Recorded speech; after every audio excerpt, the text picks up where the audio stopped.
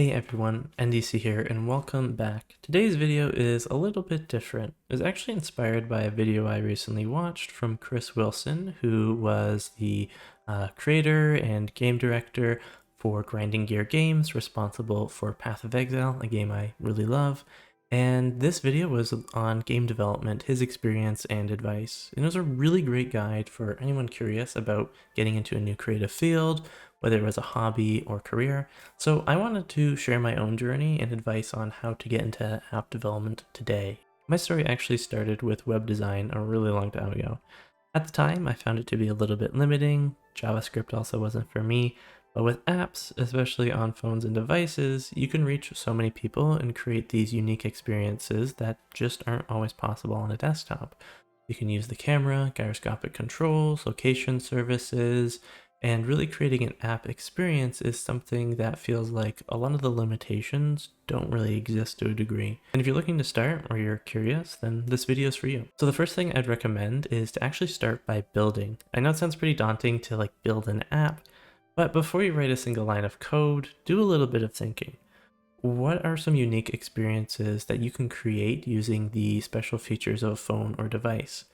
Think about what problem do you want to solve that can be solved with technology that's available on your phone. Next, I would look to actually sketch out, create a wireframe, visually plan about how your app is going to look. Trust me, these things will change as development goes, but also just think about the flow. Is there a home screen, profile section? Here's my little camera feature. Before you actually get to developing these things, think about how your app is going to look and feel. Are there any colors you want to use, any personal branding, etc. Next, you have to choose a platform. This is a really crucial decision, and it's a big industry. So specializing actually makes you more focused and valuable. I personally use Swift and SwiftUI for all of my app development because I love the language. There's tons of free resources, and it's just easy to build for the entire Apple ecosystem, so your iPhone, iPad, Watch, Mac, Vision Pro. A lot of people don't like Swift because you have to use Xcode. You're also locked into using Apple devices. So if I want to develop, I need to have my Mac and I need to be building on my iPhone. So some people right away are just like, I don't own a Mac, I don't want to own a Mac. And totally fair. If you want to develop for Android, in which case you can look into Kotlin and Jetpack Compose, or maybe you want to actually reach both platforms. So you'd look at cross-platform solutions like Flutter or React Native. My personal advice, do some research on the pros and cons of each platform, what they offer, and then commit to one and stick to it. I personally think that Swift and SwiftUI are a great place to start for beginners, but I might be a little bit biased. Let's talk a little bit about the app lifecycle and also building your portfolio. So apps aren't just a collection of code. There's a whole lifecycle to it. There's design, which personally for me is a little bit of a weakness. So I'm often asking people for help with colors and the user experience. Feedback and getting feedback is also really important. I find that I can have my blinders on like a racehorse, and I'm not always seeing things from every possible user's outlook. So I'm often asking my friends, hey, can you test this out for me? Or what do you feel? Or just asking them really simple questions like, when the game's over, should it go restart, replay? Just asking people for advice and be able to also work with advice is a really important skill. There's also using data from APIs, and there's the whole deployment process of getting your app onto the App Store. Getting exposure to all of these elements is really, really key. And just like with what Chris Wilson said in their video about game development, if you want to get into app development, start with really small basic projects. The goal is to get a few of them to completion. And it doesn't have to be something that's extremely crazy. It could just be a few screens or a few features that work really well. This can also give you an aha moment. It'll show you what you love about development and what you don't really love about development. It also might tell you that app development isn't for you, which is totally okay. You also need somewhere to showcase your work. This is where GitHub comes in. Even if a lot of your projects are private, people can still see that you're actively developing by looking at your commit calendar. My calendar looks a little bit weird because I have a personal GitHub account, so when I'm really busy with work and I don't have time to develop on my personal projects, not a whole lot gets done, but having that calendar proves that you're driven and not just doing this for a week and then leaving forever. Now, when thinking about creating small apps, they don't have to be crazy. Here's an example of an app I built in just a few hours just to demonstrate how quickly you can develop a working prototype in SwiftUI. So for my idea, it was a simple gratitude app. I looked at the problem that life can be crazy and we often focus on the negatives. The solution is an app to capture, remember, and share those good moments. Not a crazy robust app, it's a very specific small problem to solve. And that's the perfect kind of projects for your portfolio. I definitely want to build this one out a little bit more, but it's a good starting place.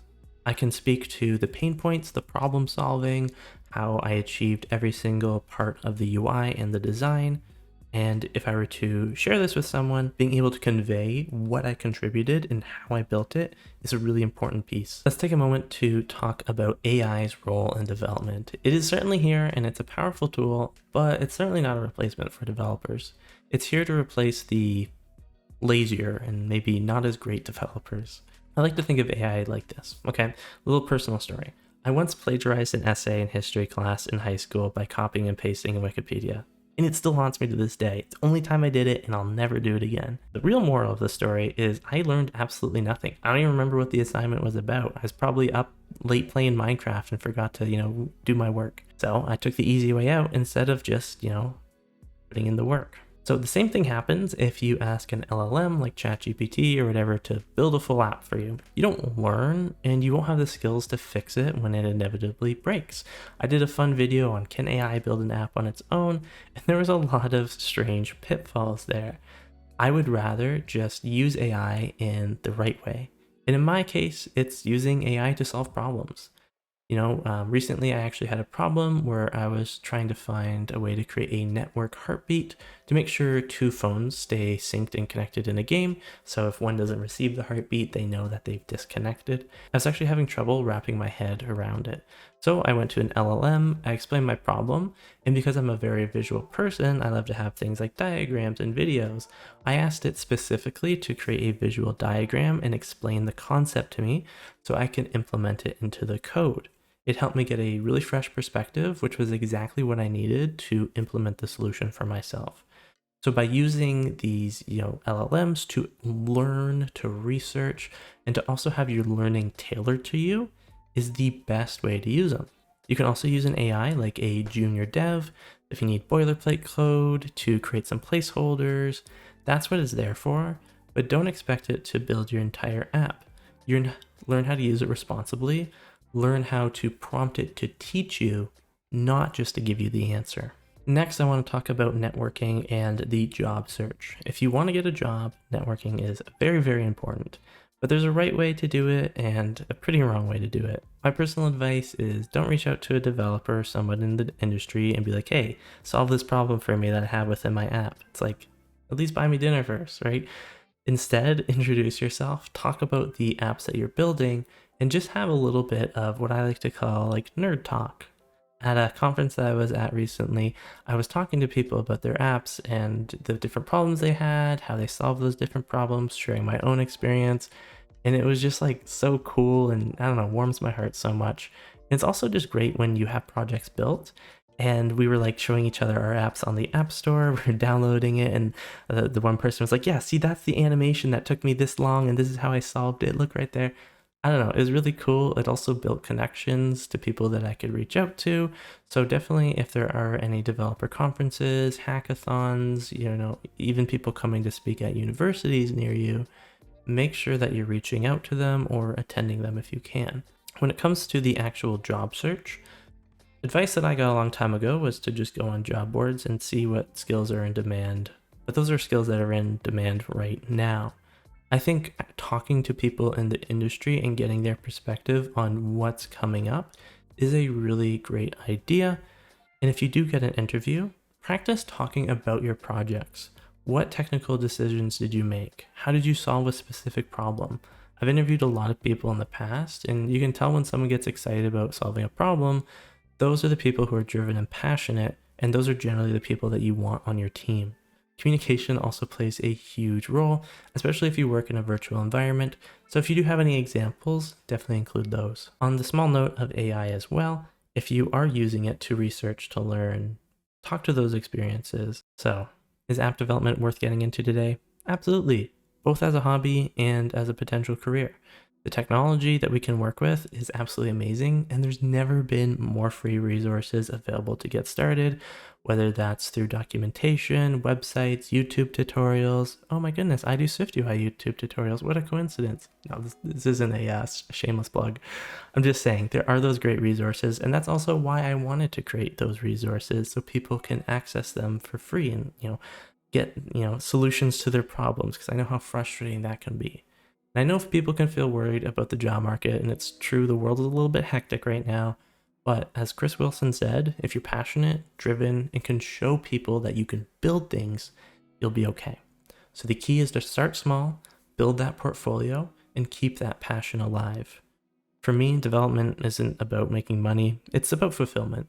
I play a lot of video games in my free time, I know, shocker, but I don't know, something about app development just feels fulfilling and rewarding. It's like, sure, I can rank up in Overwatch or League of Legends, but it doesn't hit the same as when you develop and put something on the App Store. It's like, I can feel pride, I can feel my passion coming through, and the fulfillment of building something from scratch and solving a problem or bug in your code, like the icing on the cake. So it's meaningful, and I love it. So get out there, start building, explore, play around with the different elements that come with app development. Again, even if you love UI, UX design, if you love creating art, it's a really great way to get a lot of experience with a lot of different fields and passions and hobbies. So start building, get out there, have fun, dream big, code bigger. So if this video inspired you, hit the like button, subscribe for more dev tips, and let me know in the comments what app you want to build or are working towards. Take care.